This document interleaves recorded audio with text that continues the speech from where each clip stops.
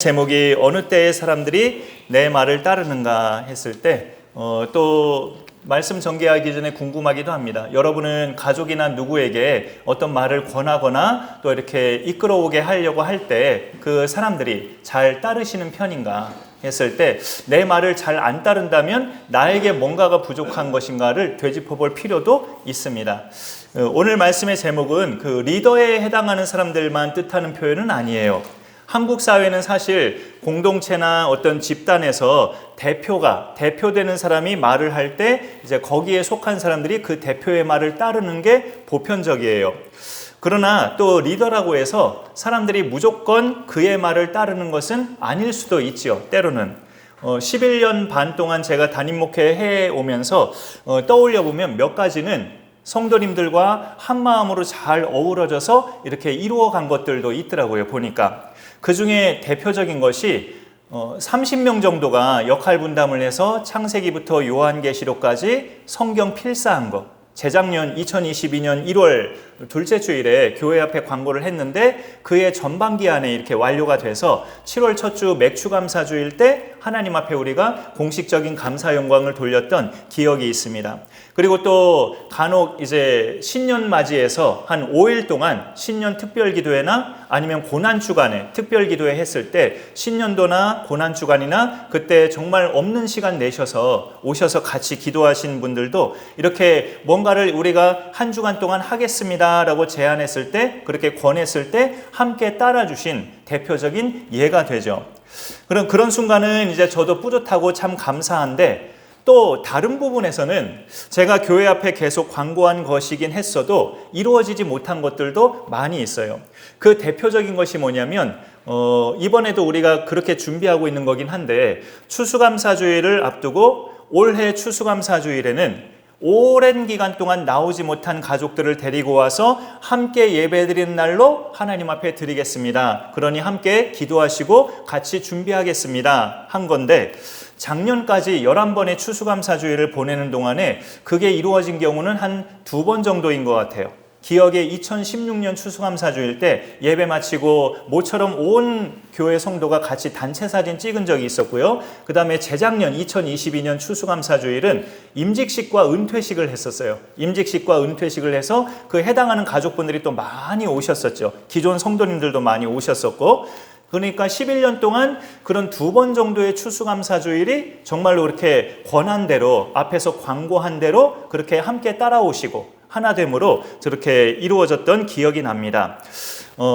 사람들이 내 말을 잘 따르는 때는 어떤 순간일까를 떠올려 보면 각자마다 또 말하실 것들이 있을 수 있겠지만 내가 그들 앞에서 무게감이 있는 모습이 보일 때예요. 내가 뭔가 남다른 무게감이 있는 모습이 보였을 때 상대에게 내 모습이 그렇게 보이려면 그들보다 무게감이 느껴지는 무엇인가가 나한테 있어야 합니다. 그 예가 뭐냐면 내가 말하는 것마다 나 자신부터가 먼저 잘 하고 있다면 그거 자체도 무게감이 있죠. 저 사람은 말하는 대로 다 해. 그러면 남들이 볼 때 그 사람은 무게감이 있어 보여요. 말만 하는 사람은 무게감이 없어 보이죠. 말하는 대로 행하는 사람은 무게감이 확 느껴져요. 그리고 능숙하게는 못해도 꾸준히 하고 있는 사람들, 그 사람들도 무게감이 있어 보이죠. 본받고 싶을 만한 모습, 존경이 되는 모습이 있는 사람은 정말로 무게감이 있어 보이는 사람이에요. 그런 사람은 이제 다른 사람들한테 말할 때 그 듣는 사람들이 그의 말을 따르게 되죠. 우리가 자녀에게 말을 할 때나 배우자나 또 부모님이나 형제에게 말할 때도 그런 무게감이 나한테 느껴진다면 가족들은 내 말을 따를 거예요. 제가 좀 남다르네 하면서 당신이 좀 남다르네 하면서 가족들도 내 말을 따를 수 있어요. 오늘 요한복음 4장에 나오는 사마리아 지역에 여러 성 중에 수가성이라는 곳에 예수님이 이제 들어가셨어요.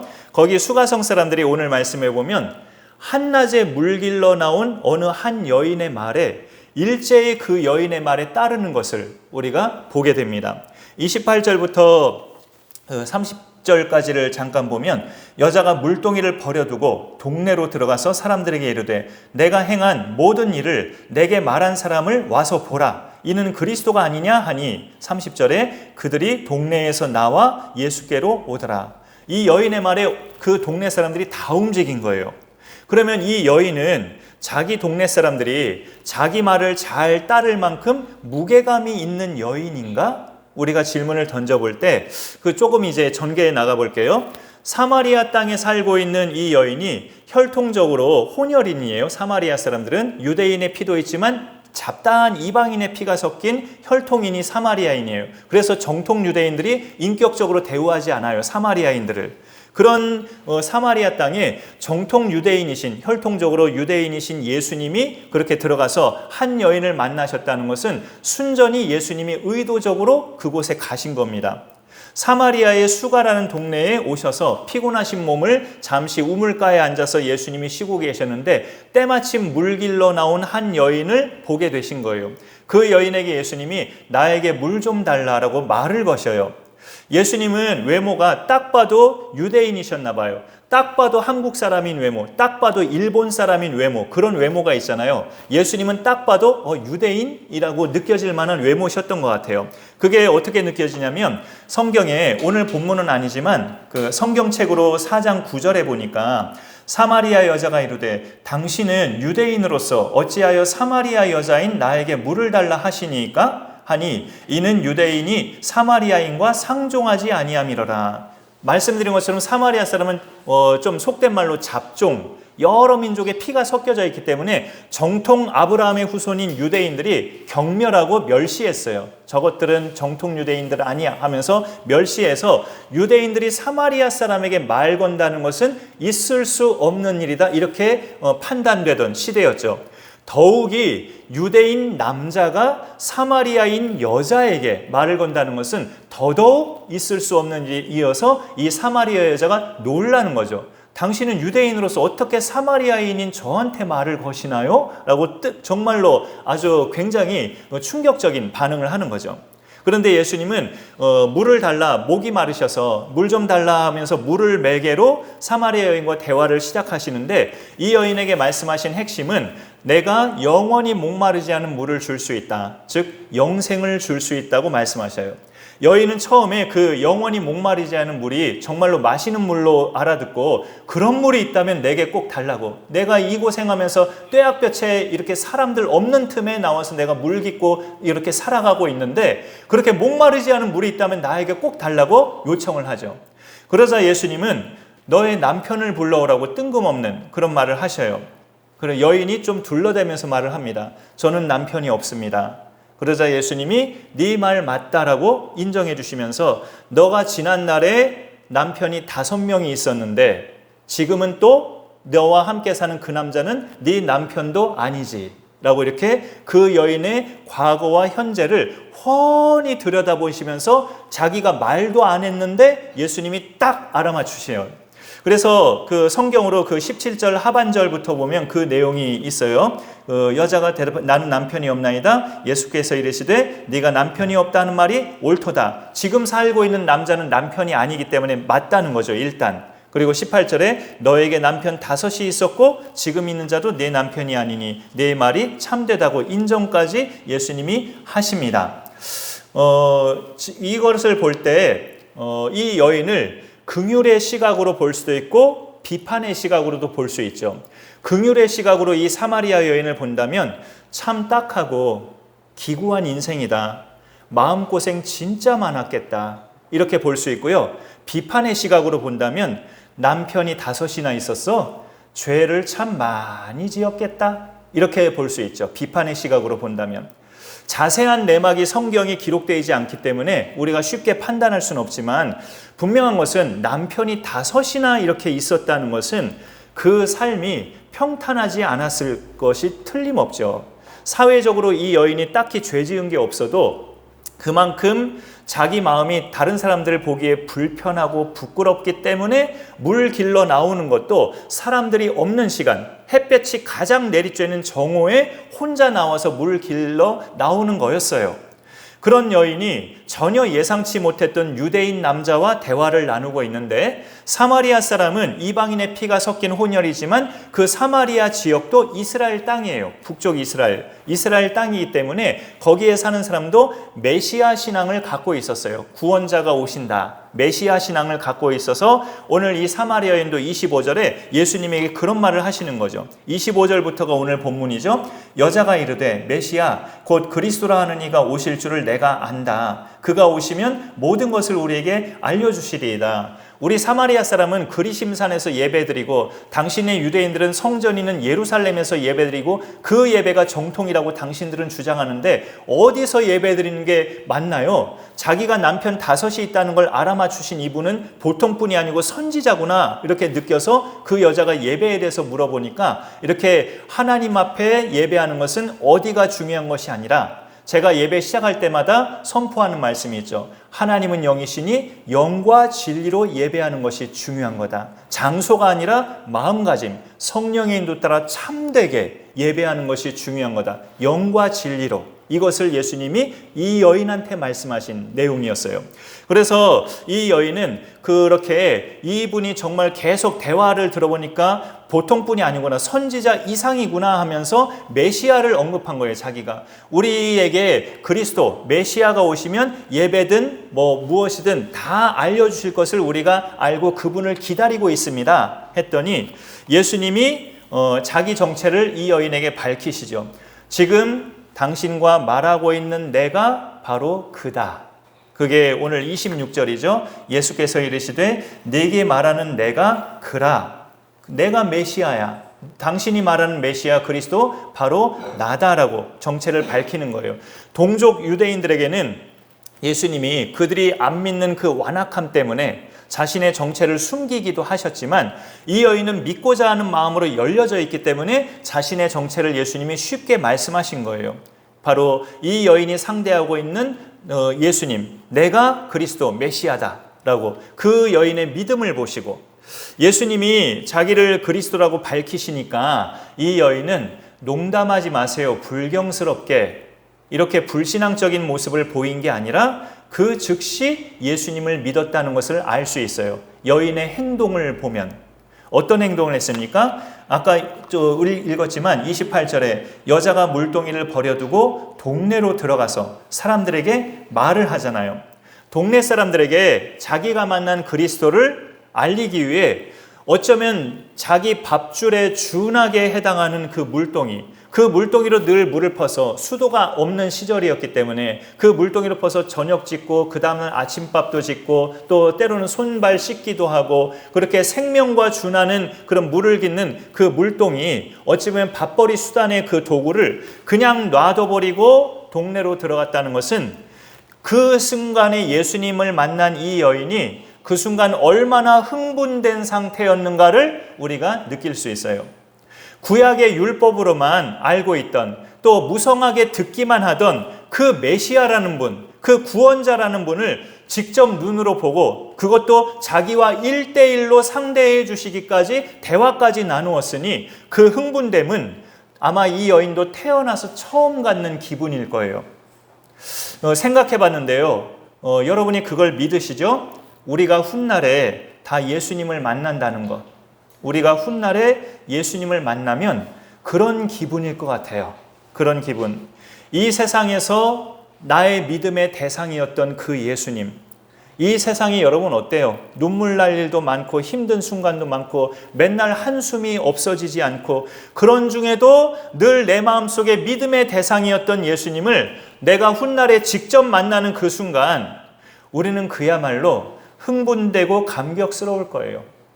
먼저 가신 내 믿음의 가족을 천국에서 제외해도 그것도 흥분되고 감격스러운 일 아니겠어요? 그런데 내가 평생 믿음의 대상으로 삼고 나를 구원하신 예수님을 내가 직접 만나 뵙는 그 순간은 얼마나 그 흥분되고 감격될까. 사람이 어떤 언어로 표현할 수가 없어요. 알 수가 없기 때문에. 굉장한 그런 순간일 거예요. 그런데 중요한 것은 우리가 이 땅에서 사는 동안에도 주님으로 인한 그 흥분됨을 계속 갖고 살아야 된다는 것. 그게 식어지면요, 신앙생활에 생기가 빠지기 때문에 그래요. 우리가 앞으로 만날 날에 그 직접 주님을 얼굴과 얼굴을 맞대고 보는 그 순간은 정말 감격스럽고 최고의 흥분된 순간이지만, 이 땅에서 사는 동안에도 주님으로 인한 흥분됨이 식어지지 않아야 된다고요. 그래야 우리가 승리하는 믿음 생활, 마귀를 이기는 믿음 생활을 해나갈 수 있기 때문에. 그러면 예수님으로 인한 흥분, 우리가 그거를 어떻게 하면 누릴 수 있는가? 우리가 그거를 특별히 구별되게 누리는 시간을 따진다면 일주일에 한 번씩 돌아오는 이 주일 예배, 이 시간일 수 있어요. 오늘 나는 하나님께 예배 드리러 간다. 오늘 나는 어떤 고생을 하러 가는 것도 아니고 누구 어려운 사람 만나러 가는 것도 아니고 오늘 나는 하나님 만나러 간다. 주일마다 그런 마음가짐으로 여러분이 집 밖을 나선다면 그동안 느끼지 못했던 흥분됨이 마음속에서 생길 수 있습니다. 예배하는 이 날이 우리는 하나님을 만나는 날이고 이 땅에 사람으로 오신 하나님, 예수님을 만나는 날이에요. 더 나아가 주일뿐만 아니라 매일매일 하나님과 동행하는 사람은 그런 흥분됨을 매일매일 또 가져볼 수 있죠. 말씀을 묵상하다가 어떤 한 말씀이 내 눈에 확 꽂혀서 그 순간에 내 마음속에 있던 불안이 날려버려지고 기쁨이 들어오고 새 힘을 체험하는 그런 아주 감격스러운 신비한 체험을 우리가 말씀과 늘 더불어 살아간다면 할 수 있거든요. 그 중에서 신뢰가 되는 말씀을 또 이렇게 골라보는 것도 좋으니까 이 말씀 간단한 건데 한번 읽어보죠. 참고 말씀 하나만 준비해봤는데요. 히브리서 13장 8절 시작. 예수 그리스도는 어제나 오늘이나 영원토록 동일하시니라. 예.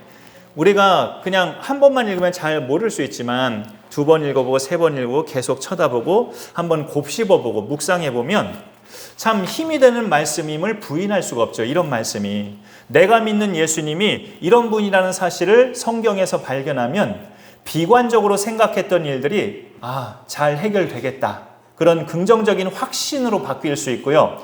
그 순간의 흥분은 사마리아 여인이 자기랑 대화하던 상대가 그리스도라는 사실을 알았을 때의 흥분 못지 않습니다. 예수님을 만나기 전까지 이 사마리아 여인은 사람 만나는 것이 불편했어요. 이게 성격적으로 그럴 수도 있지만 근본적으로 사람 속에 있는 죄가 그런 결과를 가져오게 만들어요. 다른 사람 만나는 것이 불편하고 싫고 하는 것. 그리고 5 남편이 있었다고 예수님이 알아맞히셨지만 성경에 전혀 기록이 없죠. 이 여인이 예수님께 말하지 않았기 때문에 기록이 없을 수 있어요. 이 5 남자가 어떤 성향의 각각의 성향의 남자였는지를 좀 상상해 보기도 해요. 저는 이렇게 말씀을 준비하면서 어떤 남편은 굉장히 내성적이었을 것 같고 어떤 남편은 굉장히 외향적이었을 것 같고 5 남편을 두는 동안에 그리고 또 때로는 어떤 남편은 폭력적이었을 수도 있어요. 걸핏하면 이 여인을 때리거나 막 이렇게 멍들게 하거나 그런 남편이 또 있었겠죠. 5 남편 중에서는. 어떤 남편은 상냥하게 잘해주는 남편도 있었겠고 그런데 적응될 만하면 다른 남편으로 바뀌고 적응될 만하면 다른 남편으로 바뀌고 그렇게 살아왔다는 거죠. 남편 5이나 있었다는 것은. 그러면 이것을 볼 때 정말로 굉장히 어찌 보면 중요한 문제인데 실상 성경에 기록이 없고 이 여인이 그렇게 상대했던 5 남편이 어떤 성향의 남자들이었는지 기록이 없단 말이에요. 그런데요, 사실 성경은 그런 게 중요한 게 아니라서 기록이 없어요. 그런 게 중요한 게 아니기 때문에 성경에서 중요한 것은 등장인물의 죄 문제가 해결되는 겁니다. 그게 중요한 거예요. 오늘 말씀에서는 우리가 2가지 질문을 만들어 볼 수 있는데 사람 만나는 것을 그동안 불편해하던 이 여인이 뭐가 계기가 돼서 흥분된 마음으로 자기 동네 사람들을 만나러 갔는지 그리고 그 동네 사람들한테 뭘 말했기에 동네 사람들이 이 여인을 따랐는지 2 질문에 대한 답은 똑같아요. 예수 그리스도. 예수 그리스도를 자기가 먼저 만나서 그것이 자기 마음을 흥분시켜서 그동안에 사람 만나는 것이 불편했는데 이제 사람 만나는 게 안 불편해졌어요. 그리고 그 만난 사람들에게 자기가 방금 전에 만난 예수님을 말해줬어요. 그분 만나는 것이 계기가 돼서 태어나서 지금껏 가져보지 못한 흥분된 마음을 갖고 사람들을 찾아갔는데 그들에게 전한 말도 바로 그리스도를 전한 겁니다. 29절에 보니까 내가 행한 모든 일을 내게 말한 사람을 와서 보라. 이는 그리스도가 아니냐. 그랬더니 30절에 그들이 동네에서 나와 예수께로 오더라 라고 되어 있습니다. 주도형의 사람들은 다른 사람들이 자기 말을 따르게 만들고 다른 사람들이 자기 말을 따를 때 그걸 좋아합니다. 주도형의 사람들은. 사실 그런데 주도형이든 따라가는 형이든 간에 인간의 속성을 보면 내가 말하는 대로 사람들이 막 움직여주고 내가 하라는 대로 사람들이 하면 마음속으로 짜릿하죠. 와, 저 사람들이 내가 하라는 대로 하네 하면서 마음속에 짜릿함이 있어요. 누구나. 집안에서도 부모라든지 아니면 성인 자녀라든지 그렇게 경우에 따라서 가족들이 내가 하라는 대로 모든 가족들이 그렇게 움직일 때 마음속에 짜릿함이 있을 수 있죠. 그런데 우리 그리스도인들은 다른 거에서 그런 기대감을 갖지 말고요. 요때만 그런 소망을 가지면 좋겠어요. 모두가 내 말대로 했으면 좋겠다. 요때만. 어느 때냐? 오늘 사마리아 여자처럼 자기가 만난 예수님을 사람들에게 와서 봐라. 내가 오늘 그리스도를 만났다. 그토록 기다리던 구원자를 내가 오늘 1대1로 대화했다. 와서 봐라. 이렇게 예수님을 말할 때만 사람들이 움직여주기를 바라는 것이 예수 믿는 자예요. 우리가 다른 거에 내 고집 피우고 내 말대로 안 해? 막 이렇게 다른 주제에다가 자꾸 사람들이 내 말대로 따라오기를 바랄 것이 아니라 내가 예수님을 말할 때 사람들이 내 말대로 따라오기를 바라는 그거 한 가지만 바라면 그걸로 좋게요. 다른 거는 내 말대로 안 해도 되죠. 내가 따라가는 사람이 돼도 좋아요. 그러나 내가 믿는 예수님을 말하는 것만큼은 사람들이 내 말을 따라오면 좋겠다. 이런 마음을 우리가 가질 때 예수님께로 인도해 올 수가 있어요. 결국 오늘 말씀의 제목은 예수님을 말할 때죠. 오늘 말씀의 제목의 답은 어느 때 사람들이 내 말을 따르는가 했을 때 우리 믿는 자들의 경우는 내가 예수님을 말할 때입니다. 내 안에 예수님이 계시다면요. 그것만큼 무게감 있는 것도 없죠. 사람의 눈으로 볼 땐 어떤 사람이 무게감 있어 보이냐면 돈이 많거나 지위가 높거나 아니면 나이는 많은데 꼰대는 아니시거나 나이가 많은데 꼰대가 아니시면 존경스러워 보이잖아요. 그런 사람도 무게감 있어 보이죠. 그러나 사실 예수 그리스도를 가진 사람이 가장 무게감 있는 사람이에요. 왜냐하면 그분은 하나님이시고 특별히 죄인인 나를 위해서 십자가에서 자기 피를 흘리시기까지 죽음까지 마다하지 않으시고 감당하신 분이셔요. 그런 분을 마음속에 모시고 사는 사람은 그 누구보다도 무게감 있는 사람입니다. 그러면 그 무게감 있는 사람이 하는 말은 사람들이 귀담아 듣게 되는 능력이 있어요. 그런데 현실적으로요. 내가 누군가에게 예수님을 말할 때 내가 믿는 예수님을 말할 때 상대방이 내 말에 막 갑자기 마음문이 열리면서 감동을 받고 그래 나도 예수님 믿을게 그런 식으로 아주 순응하면서 반응을 하나요? 그거는 참 기대하기 어려운 일이에요. 쉽지 않습니다. 거의 90% 이상은 기대가 어려워요. 전에 우리가 말씀으로 나눴지만 세상은 근본적으로 예수를 싫어합니다. 죄와 버타는 세상이기 때문에 죄를 멸하러 오신 예수님을 세상은 싫어해요. 그래서 예수 믿는 사람들도 싫어해요. 세상은. 그러면 그 해당자인 내가 사람들한테 예수님을 말할 때 사람들이 내 말에 좋게 반응을 하겠느냐? 이 말이죠. 안 될 것 같은 생각이 들지 않습니까?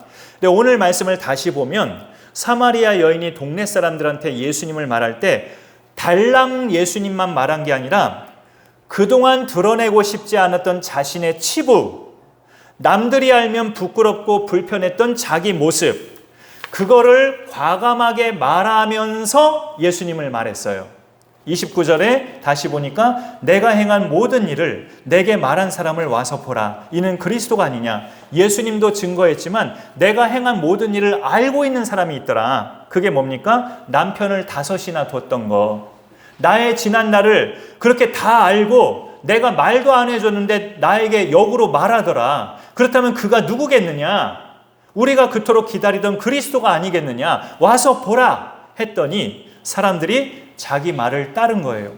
내게 불편했던 것, 부끄러웠던 것, 마음 상했던 것, 살기 싫었던 요인들, 남들에게 숨기고 싶었는데 숨기듯이 살았는데 그런 나를 뭐라고 하지 않으시고 책망하지 않으시고 있는 그대로 받아주신 예수님 때문에, 그 예수님 때문에 치유가 된 거예요.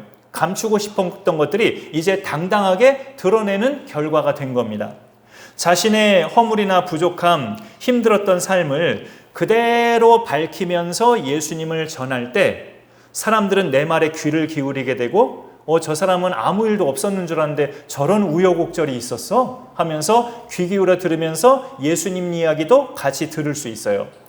사실 남들에게 드러내고 싶지 않은 그런 삶은, 감추고 싶은 삶은요, 일부 사람들한테만 있는 게 아니에요. 어떤 특정한 사람한테만 있는 것이 아닙니다. 여기 수가성 사람들도 이 물길로 나온 여인만 그런 우여곡절이 있겠어요? 다른 동네 사람들 중에도 많이 있었을 거예요. 근데 자기들도 그런 감추고 싶은 불편한 그런 그 상황들을 늘 안고 살아가던 사람들이었는데 갑자기 한 여자가 자기 치부를 막 그렇게 드러내면서 예수님을 소개하는데 이 여자는 이미 예수님 때문에 치유가 돼서 그게 더 이상 부끄러운 게 아닌 거죠. 여인의 말을 듣던 동네 사람들 중에는 그런 치유가 필요한 사람들이 많았을 겁니다. 기본적으로 유대인들로부터 천대당하는, 천시당하는 인격적인 대우를 받지 못한 사마리아 사람들이었고, 그래서 마음의 상처도 있을 수 있고요. 근본적으로 모든 인간은 죄인이기 때문에 내면을 들여다보면 더러움이나 악함이나 또 자기 말과는 다른 거짓된 모습이 많이 들어있어요. 이들도 그랬을 거란 말이죠. 그런데 예수님을 만난 이 여인의 말에 수가성 사람들이 귀를 열고 반응을 하기 시작했는데 이들에게 어떤 결과가 이제 생겼나요? 성경책으로 39절을 보면, 본문이 아니어서 성경책으로 39절에 보니까 여자의 말이 내가 행한 모든 것을 그가 내게 말하였다 증언하므로 그 동네 중에 많은 사마리아인이 예수를 믿은지라, 이렇게 여기 말씀이 되어 있습니다. 이 내용을 보면 내 과거의 모습, 현재의 모습을 그가 훤히 들여다보면서 나한테 말하더라. 이 여인은 동네 사람들에게 그렇게 표현을 한 거예요. 그렇게 표현한 건데 이 여자의 말이 동네 사람들에게 어떻게 들렸냐면, 그래? 그러면 나도 감추고 싶은 것들이 있었는데 그럼 나도 그분을 만나면 그게 해결될까? 그렇게 들린 거죠. 저 여자가 그동안 자기 이야기 안 했었는데 자기 이야기를 저렇게 당당하게 하면서 예수님을 소개한다면 나도 그 예수님 만나면 내 안에 올맞은 거, 내 안에 골맞은 거, 상처된 거, 내 안에 멍든 거, 이런 것들이 나도 그분을 만나면 그럼 치유될까? 이렇게 들린 거라고요. 그 여자의 말이. 그러니까 그 여자의 말을 듣고 다 같이 예수님께로 나온 겁니다. 우리가 누군가가 내 말에 사람들을 움직이게 만들려면 단순히 내가 믿는 예수님만 전하기보다 그 예수님 때문에 내가 해결받은 것, 내 부끄러움, 내 더러움, 내 정말 사악한 모습들, 정말 남들 앞에 밝히기 창피했던 모습들, 그런 것들을 어느 정도 또 이렇게 과감하게 이제는 당당하게 말하면서 그 예수님으로 나는 그런 것들이 사라졌다는 것을 말할 때 사람들은 귀를 기울일 수 있다라는 거죠. 그래서 이 동네 사람들이 나중에는 이 여인한테 역으로 이렇게 말을 해요. 성경책으로 42절에 보면 그 여자에게 말하되 이제 우리가 믿는 것은 네 말로 인함이 아니니 이는 우리가 친히 듣고 그가 참으로 세상의 구주인 줄 우리가 이제 알았다라고 말을 합니다. 동네 사람들이 이 수가성 이 여인 때문에, 물길로 나온 여인 때문에 예수님을 소개받고 믿음의 첫 발을 내딛었어요. 첫 발을 내딛었는데 그 첫 발을 내딛은 사람이 계속 나아가려면 각자 자기 자신들이 예수님을 이제 만나야 돼요. 인도자는 그 사람이 믿음의 첫 발을 내딛게끔만 도와주는 거고, 교회에 온 새 가족이 계속 자기를 인도한 사람만 바라보면서 신앙생활하면 그 인도자가 교회를 바꾸거나 뭔가 시험 들거나 하면 그 새 가족도 같이 사라지는 거죠. 어느 정도는 자기를 인도한 사람을 쳐다보면서 신앙생활을 할 수 있겠지만 6개월이나 1년 정도 지났다 그러면 그 새 가족도 자기가 직접 예수님을 바라볼 수 있도록 그렇게 돌려줘야 됩니다. 근데 이 여인은 예수님께로 사람들을 인도해 왔잖아요. 그리고 그들이 예수님께 이틀을 더 머물러 달라고 요청해서 이틀 동안 예수님이 하나님 나라의 일을 이 동네 사람들에게 말을 했어요. 그랬더니 동네 사람들이 자기를 처음 전도했던 여자에게 이제는 내 말로 인함이 아니라 우리가 직접 들음으로 이분을 믿는다. 그는 우리의 구주시다. 그 모든 동네 사람들이 그렇게 예수님을 고백합니다. 여러분의 가족이나 주변 사람들이 여러분의 말을 따르기를 원하신다면 여러분 속에 있는 무게감 있게 존재하시는 예수님을 말하세요. 그게 제일 확실합니다. 무게감 있는 사람이 말을 하면 그 말에도 힘이 있기 때문에 사람들을 움직이게 하는 능력이 생깁니다. 관건은 누구보다 무게감 있는 예수님을 내가 확실하게 믿어야 한다는 거죠. 내가 믿지 않는데 예수님을 말할 수는 없잖아요. 내가 확실하게 믿어야 하고 그 믿음 가지고 내가 말하거나 행동하는 것도 내 능력이 아닌 예수님의 능력이라는 것도 믿어야 합니다.